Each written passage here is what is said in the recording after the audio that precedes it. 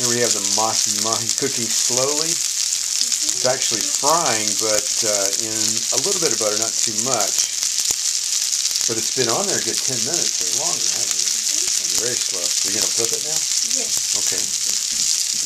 So cooking it slower is a better way? Yes.